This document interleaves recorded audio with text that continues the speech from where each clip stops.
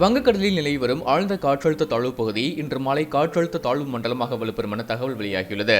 இது புயலாக மாறி தமிழ்நாட்டை அச்சுறுத்துமா? தென்மேற்கு வங்கக்கடலில் நிலவி வரும் ஆழ்ந்த காற்றழுத்த தாழ்வு பகுதி அடுத்த 12 மணி நேரத்தில் காற்றழுத்த தாழ்வு மண்டலமாக வலுப்பெறும் என இந்திய வானிலை ஆய்வு மையம் தெரிவித்துள்ளது. இந்த காற்றழுத்த தாழ்வு மண்டலம் சென்னை, புதுவை மற்றும் தெற்கு ஆந்திர கடலோரங்களில் கரையை கடக்க வாய்ப்பிருப்பதாக வானிலை ஆய்வு மையம் கணித்துள்ளது. இதனால் சென்னை, காஞ்சிபுரம், செங்கல்பட்டு, திருவள்ளூர், கடலூர், விழுப்புரம் மற்றும் புதுவையில் அவ்வப்போது மழை பெய்ய வாய்ப்புள்ளது. இருப்பினும் சென்னை மற்றும் அதன் சுற்றுவட்டார பகுதிகளில் மழையின் தீவிரம் குறைய வாய்ப்பிருப்பதாக தனியார் வானிலை ஆய்வாளர்கள் கணித்துள்ளனர். இதனிடையே டெல்டா மாவட்டங்கள் மற்றும் தென் மாவட்டங்களில் பெய்து வந்த தொடர் கனமழை படிப்படியாக குறைய வாய்ப்புள்ளதாக தெரிவிக்கப்பட்டுள்ளது.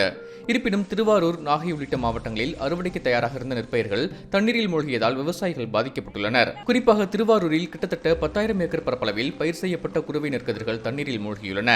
அக்டோபர் மாத இறுதியில் மற்றொரு காற்றழுத்த தாழ்வு பகுதி உருவாக வாய்ப்புள்ளதாகவும் இது வட தமிழக கடற்கரையை நோக்கி நகரலாம் என்றும் தனியார் வானிலை ஆய்வாளர்கள் கணித்துள்ளனர்.